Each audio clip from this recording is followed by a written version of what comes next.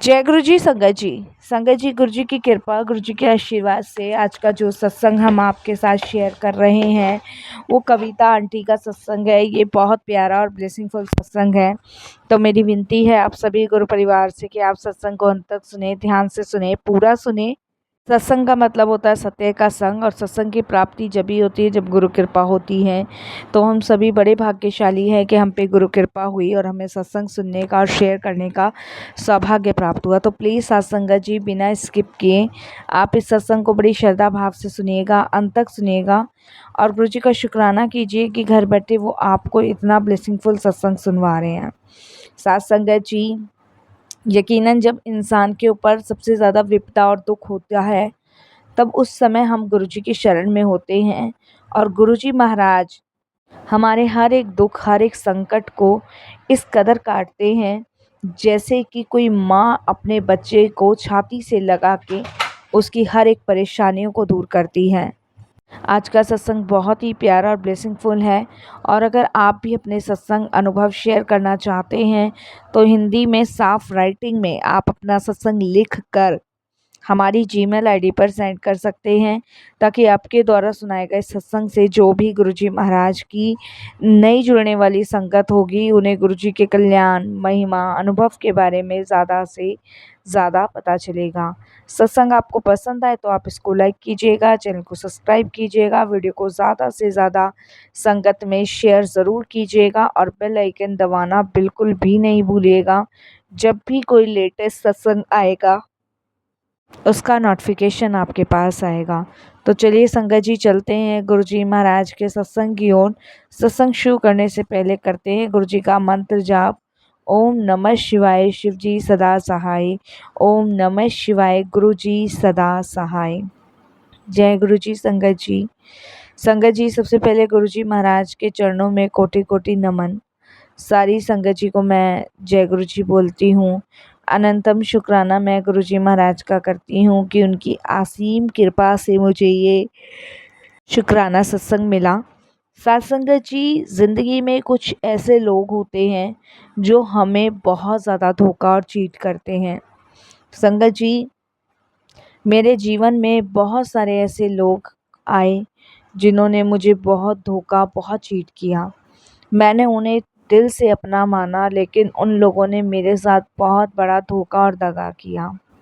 और गुरुजी का मैं अनंतम शुक्राना करती हूँ कि उन्होंने सही समय पर मेरी आंखें खोली, सही समय पर उन लोगों का चेहरा मेरे सामने लाए। संगत जी, मेरी जर्नी गुरुजी महाराज के साथ 2016 में शुरू हुई और 2016 में गुरुजी ने अपनी शरण में मुझे लिया और चरणों से जोड़ा। तो मैं अपने सत्संग की शुरुआत गुरुजी के मंत्र जाप से ही करूँगी। ओम नमः शिवाय, शिव जी सदा सहाय। ओम नमः शिवाय, गुरु जी सदा सहाय। साथ संगत जी, 2013 में मेरी एक फ्रेंड बनी थी और मेरी फ्रेंड संगत जी सोशल मीडिया के माध्यम से बनी थी 2013 में।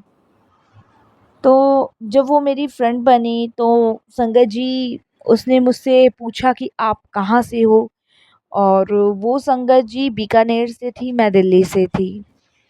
संगत जी, बातें होती थी, उसने हेलो हाय किया, मैंने भी उसको हेलो हाय किया। उसने अपना नाम झिलमिल बताया और मैंने अपना नाम संगत जी उसको जो था कविता वही बताया। और संगत जी, उससे बातें करना मुझे अच्छा लगने लगा। और होता है ना संगत जी, एक दो बार तो बातें हुई और फिर हम लोगों ने फ़ोन पे बात की। फ़ोन पे बात होते होते संगत जी कुछ चीज़ें इंसान की अपनी पर्सनल होती है जिसे वो शेयर हर किसी के सामने नहीं कर सकता। लेकिन संगत जी, झिलमिल से बात करते करते अपनापन लगा तो मैंने अपने मन की बातें उससे शेयर करी, उसने अपने मन की बातें मुझसे शेयर करी। तो मैंने उसको कहा, मैंने कहा आज से मैं तुम्हारा नाम ना पिंकी रख रही हूँ, झिलमिल मुझे पसंद नहीं है। तो उसने छूटते ही मुझे कहा ठीक है, आज से मेरा नाम पिंकी है, तो मैं तुम्हें आज से अपनी बड़ी बहन मानती हूँ। तो हमारा बातचीत संगत जी डेली होती थी, घंटों घंटों फ़ोन पे बात होती थी, घंटों घंटों डिस्कशन होता था। और वो भी मेरे फ़ोन का वेट करती थी, मैं भी फ़ोन का वेट करती थी और जिस दिन हमारी बातें नहीं होती थी उस दिन बहुत दुःख और परेशानी होती थी, हम लोगों को बहुत ज़्यादा होती थी। तो संगत जी एक दिन उसने मुझे कहा कि वो बहुत दुखी और बहुत परेशान है। उसका हस्बैंड उसको बहुत मारता है, पीटता है और उसके 2 छोटे-छोटे बच्चे हैं और उसका हस्बैंड जो है उसका अफ़ेयर कहीं बाहर चल रहा है। उसने मुझे ये बात बोली। तो मेरे को बड़ा बेकार सा लगा, तो मैंने कहा तुम इतना गंदा बिहेव होता है तुम्हारे साथ? कि हाँ, मेरे साथ इतना गंदा बिहेव होता है। और 1-2 बार तो संगत जी उसने मुझे रोकर फ़ोन पे भी दिखाया, तो मेरा दिल बहुत दुखता था उसकी ये चीज़ें सुनने के बाद। तो संगत जी मुझे बोलती थी कि मुझे पैसे नहीं देता है, मुझे कुछ नहीं देता है, बहुत सारी चीज़ें बताई उसने।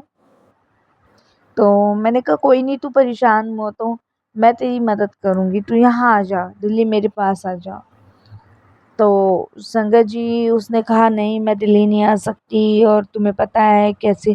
तो मैं समझ सकती थी संगत जी उसका दुःख, क्योंकि मेरी फैमिली में भी मेरे साथ ऐसा ही था।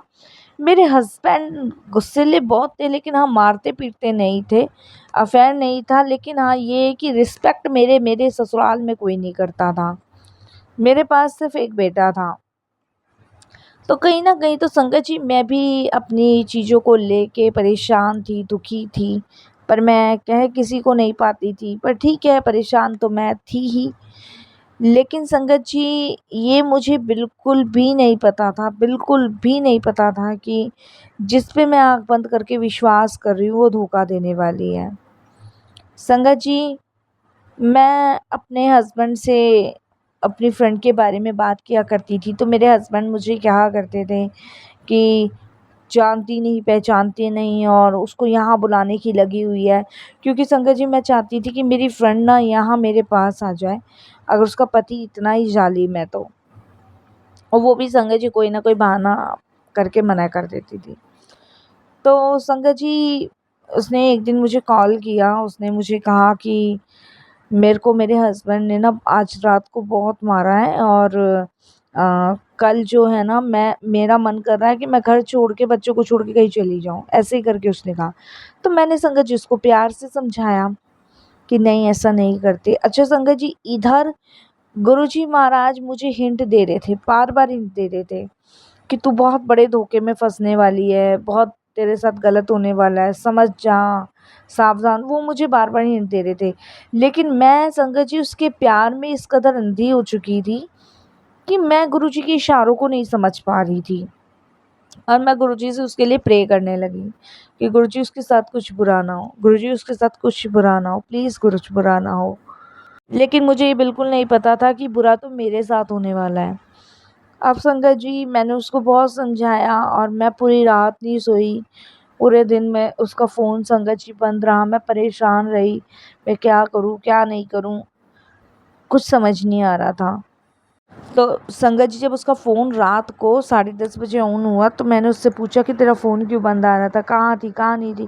क्योंकि संगत जी मैंने तो दिल से रिश्ता निभाया। तो उसने मुझे कहा कि आज मेरे पति ने मुझे जो है ना सुबह के समय और मारा, तो मैं मतलब किसी मंदिर में जाके बैठ गई। उसने मुझे ऐसे कहा। तो मैंने कहा तू मंदिर में क्यों बैठी? तूने मुझे फ़ोन क्यों नहीं किया? फ़ोन उठाती, मैं तेरी मदद करूँगी, मैं तेरी मदद करती, तू मुझे तो बोलती। कहती है कि मेरे हस्बैंड पे ना कर्जा हुआ पड़ा है और वो मुझे डिवोर्स देने को तैयार है, लेकिन वो कहता है कि मेरा कर्जा उतार दे तब मैं तुझे तलाक दूंगा। तो मैंने कहा तू दे दे उसको पैसे, कितने पैसे चाहिए? तो वो मुझे कहती है कि मेरा पति जो है ना मुझसे 8 लाख रुपए मांग रहा है और 8 लाख रुपए देने के बाद वो मुझे तलाक दे देगा, हमारे पेपर तैयार रखे, वो साइन नहीं कर रहा जब तक वो मुझे जीने नहीं देगा, ऐसे करके बोली। संगत जी इधर गुरुजी हिंट दे रहे थे, लेकिन इंसान मूर्ख है ना, अज्ञानी है और वही मेरे साथ हुआ संगत जी। मैंने यही सबसे बड़ी बेवकूफ़ी कर दी, सबसे बड़ी बेवकूफ़ी। संगत जी मैंने उसको 8 लाख रुपए दे दिए और ये 8 लाख रुपए संगत जी कहाँ से मेरे पास आए?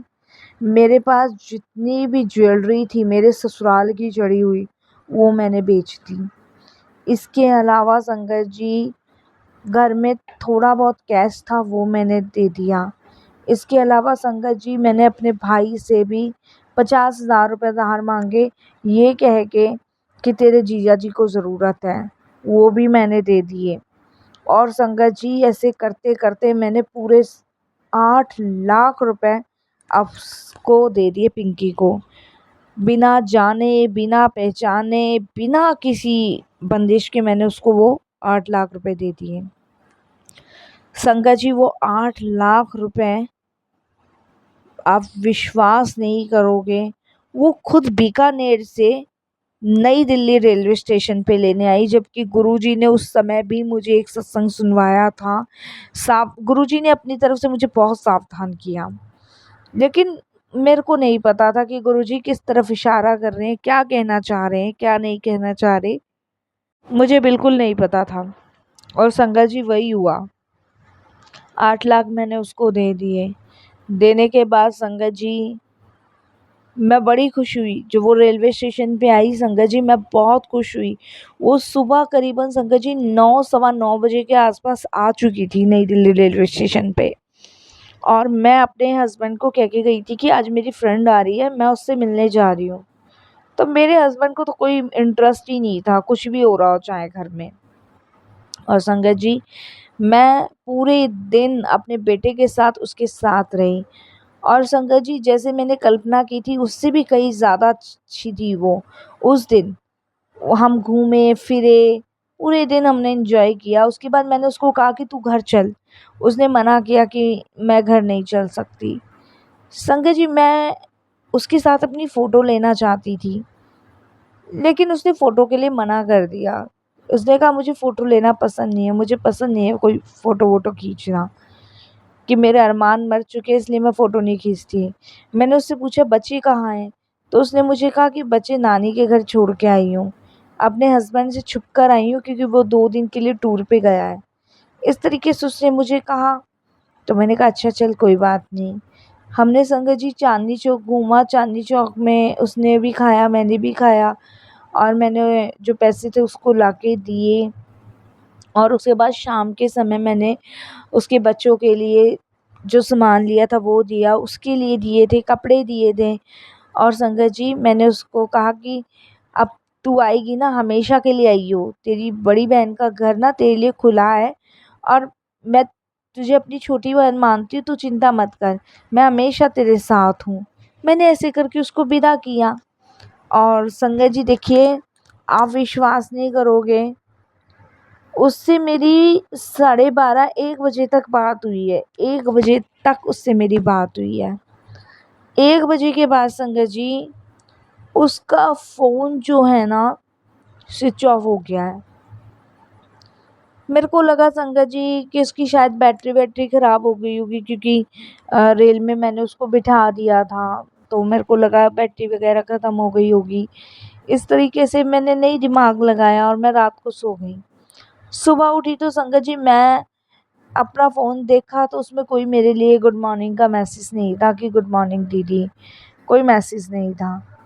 तो संगत जी मुझे लगा कि शायद अभी रात को लेट पहुंची होगी, नहीं उठी होगी, क्योंकि ये तो मुझे उसने बताया था कि उसके हस्बैंड जो थे टूर पे गए हैं। लेकिन मैं जिस दिन वो आई थी यानी कि कल की बात को ले लेके बड़ा खुश हुई थी कि हमने एंजॉय किया, हमने ये किया वो किया, बड़ा अच्छा सा लग रहा था मुझे। संगत जी 12 साढ़े 12 तक मैंने वेट किया, नहीं फ़ोन लगा। फिर फ़ोन किया, मैंने कहा कहीं उसका पति तो नहीं आ गया। मैं गुरुजी से प्रे कर रही हूँ, प्रार्थना कर रही हूँ कि कहीं गुरुजी उसका पति तो नहीं आ गया, और कहीं ऐसा तो नहीं हो गया कि उसको फिर मारा पीटा हो गुरुजी, या आप उसको बचा लो गुरुजी, प्लीज़ आप उसको बचा लो। मैं ऐसे-ऐसे प्रार्थना किए जा रही हूँ गुरुजी महाराज से, और गुरुजी मुझे संकेत पे संकेत दे रहे हैं, लेकिन मैं नहीं समझ पा रही कि गुरुजी मुझे किस चीज़ के संकेत दे रहे हैं। आप बिलीव नहीं करोगे साथ संगत जी, 4:30 बजे मुझे एक कॉल आता है, और संगत जी वो जो कॉल था आपको मैं क्या बताऊं, कोई नूरपुर से था। और नूरपुर से जब कोई कॉल था तो मैंने ये सोचा कि ये कौन नूरपुर से कॉल कर रहा है, कैसी जगह है, मैंने फ़ोन काट दिया। फिर संगत जी वो बजा तो मैंने फिर उठाया। पहले मुझे रॉन्ग नंबर लगा, फिर मैंने उठाया तो उन्होंने बोला कविता बोल रहे हो? मैं हाँ जी। वो कहते जी नूपुर थाने से बात कर रहे हैं। तो मैंने कहा नूपुर थाने से? हाँ जी बताइए आपको नाम कैसे पता चला? उन्होंने कहा कि इस फ़ोन पे सबसे ज़्यादा कॉल आप ही को की गई है। तो मैंने कहा मेरे को की गई है? और उन्होंने उसका नंबर बताया मुझे, पिंकी का। तो मैंने कहा हाँ नंबर तो यही है, ये तो मेरी फ्रेंड का नंबर है। तो उन्होंने कहा ये आपकी फ्रेंड का नंबर है, कब से बनी है आपकी फ्रेंड? मैंने कहा काफ़ी टाइम हो गया। तो मैंने कहा क्या हुआ, कहाँ है, क्या है? मैंने सवाल की झड़ियाँ लगा दी। तो उन्होंने कहा कि ये जो चोरी का फ़ोन है इस पे सबसे ज़्यादा कॉल आप पे ही है और आप ही की बात हुई है, और ये जो है फ्रॉड थी और ये लोगों को लूटती है, फ्रेंड बनती है, बेचारी अपना नारी बनती है, अपनी कहानियाँ बताती है और लोगों से पैसे ठगती है, 2 का तो ये मर्डर भी कर चुके हैं। इस तरीके से उन्होंने मुझे बताया। संगत जी मेरी सिट्टी-पिट्टी गुल हो गई। मैंने कहा ये फ़ोन आपको कहाँ मिला? वो कहते ये चोरी का फ़ोन था, इसकी तो कंप्लेंट भी करवा रखी थी और ये फ़ोन अब मिला है। तो मैं उनको बताती जी मैंने तो ऐसे से 8 लाख रुपए दिए हैं और ये तो मुझे कल ही मिली थी। तो वो मुझे कहते हैं कि आपको थाने आना पड़ेगा अपने हस्बैंड के साथ अभी। तो इस तरीके से वो मुझे कहते हैं। अब संगत जी मैं बहुत परेशान, क्या करूं क्या नहीं करूं, हस्बैंड को कैसे बताऊं? क्योंकि संगत जी 8 लाख रुपए का जिक्र मैंने किसी को नहीं किया था घर में, किसी को भी। अब संगत जी मैं बहुत परेशान, मैंने गुरुजी के सामने रोना शुरू कर दिया और मैंने गुरुजी को कहा अब आप ही बचा सकते हो गुरुजी, अब आपके ऊपर ही है सब कुछ। संगत जी आप विश्वास नहीं करोगे कि गुरुजी महाराज की कृपा से मैंने जब अपने हस्बैंड को ये सब बातें बताई, कलेश तो हमारे घर में बहुत हुई, बहुत लड़ाई हुई, यहाँ तक कि संगत जी छोड़ने छुड़ाने की नौबत तक आ गई। लेकिन गुरुजी की कृपा से संगत जी मेरे गुरुजी ने सब चीज़ें बाद में बहुत अच्छे से संभाली। संगत जी सारी चीज़ें मतलब गुरुजी ने इस कदर हैंडल करी कि संगत जी देखिए पैसे तो नहीं मिले, लेकिन हाँ ये है कि मुझे ये सबक सीखने को मिल गया कि किसी पे इतनी जल्दी विश्वास मत करो। जबकि गुरुजी मुझे बहुत हिंट दे रहे थे, वो मेरे सामने बार बार सत्संग सुनवा रहे थे, बार बार कोई ना कोई मैसेज मेरे को दे रहे थे। मैंने इतनी बड़ी बेवकूफ़ी करी है ना कि मैं आपको बता नहीं सकती। ये तो गुरुजी का मैं शुक्राना करती हूँ कि देखिए मैं सिर्फ 8 लाख मेरे गए, लेकिन हाँ ये है कि आगे बहुत कुछ हो सकता था, क्योंकि संगत जी मैंने तो यहाँ तक कि सोच लिया था कि मैं उसको यहाँ बुलाऊंगी, अपने साथ रखूंगी, उस आदमी से उसका पीछा छुड़वाऊंगी। तो संगत जी ये मेरे लिए ना बड़ी शॉकिंग बात है। आज भी मैं इन सब चीज़ों को याद करती हूँ ना तो बहुत दुखी होती हूँ। मैं आप विश्वास नहीं करोगे, मैं इतनी टेंशन डिप्रेशन में हो गई थी ना कि मैं 6 महीने तक होश नहीं ले पाई थी। ये तो गुरुजी ने मुझे धीरे-धीरे रिकवर किया है, इन सब चीज़ों से बाहर निकाला है।